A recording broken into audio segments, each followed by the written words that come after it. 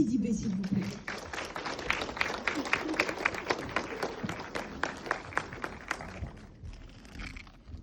Oh oh.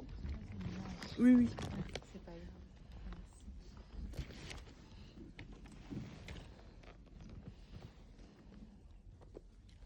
Belle à toutes les saisons. Être belle à toutes les saisons, c'est ce que nous enseignons aux femmes depuis des siècles. À bien se tenir, à être obéissante et docile dans cette société patriarcale. Être belle à toutes les saisons, je ne parle pas des saisons de pluie et du beau temps. Je parle des saisons des femmes.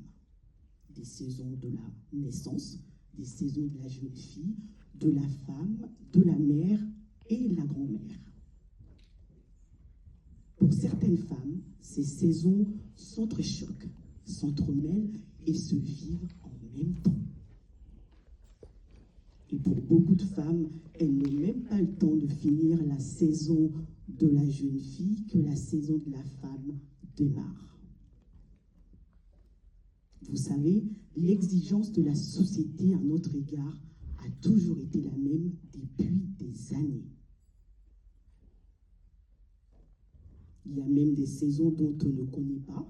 Il y a des saisons que nous n'aurions jamais voulu vivre, car même aujourd'hui, elles nous hantent des années après.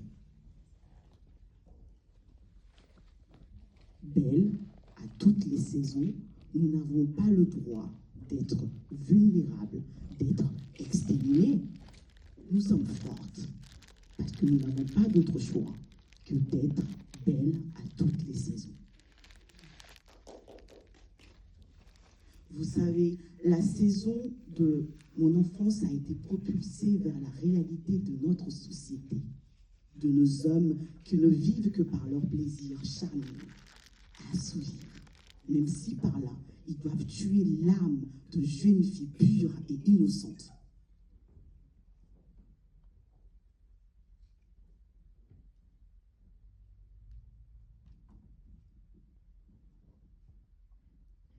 Cette saison de la mort de mon âme, où on m'a obligée à découvrir la nudité, à découvrir la perversité dans leur regard.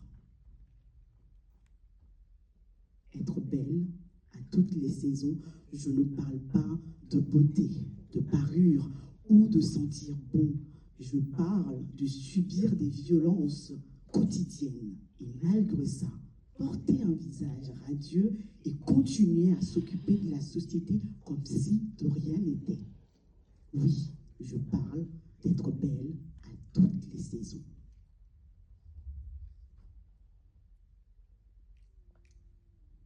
La saison de la mort de mon âme a décidé de me suivre durant toutes les autres saisons de ma vie. Parce que je devais faire bonne impression face à mon bourreau qui partageait nos repas de famille.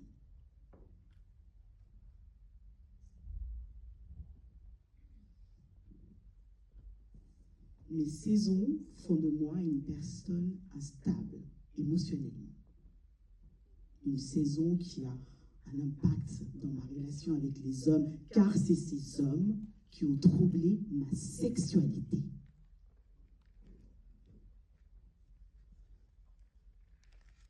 La saison de la mort de mon âme était tout le temps là.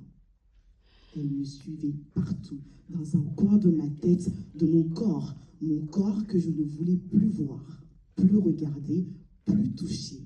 Car c'est ce corps qui a donné mon âme, ma vie à ces hommes qui l'ont torpillé de par leurs caresses inappropriées, de leurs mains baladeuses et leurs langues remplies d'égoïsme.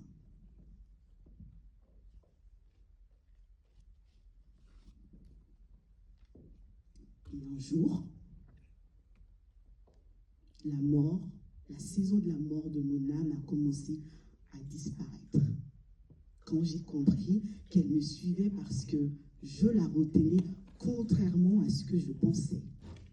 Je la retenais en me punissant, je la retenais pour souffrir et pour repousser les autres. Mais un jour, elle est partie. Elle est partie parce que j'ai compris que mon âme n'était pas forte. Je l'ai compris en me regardant, en touchant à ma peau qui me dit que je t'ai bien vivante. Au final, ce corps que je maudissais rempli gardait tout simplement mon traumatisme. Et aujourd'hui, je ne veux plus être marquée par mes démons. Parce que aujourd'hui, je suis une mère qui doit veiller à ses enfants, qui doit veiller à ce que ses enfants vivent leur saison à temps sans être perturbés par un individu. Et ce combat a sauvé mon âme.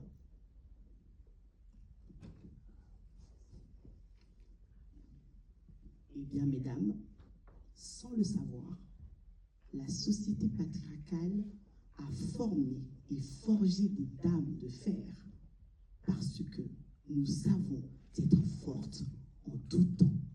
Je vous remercie.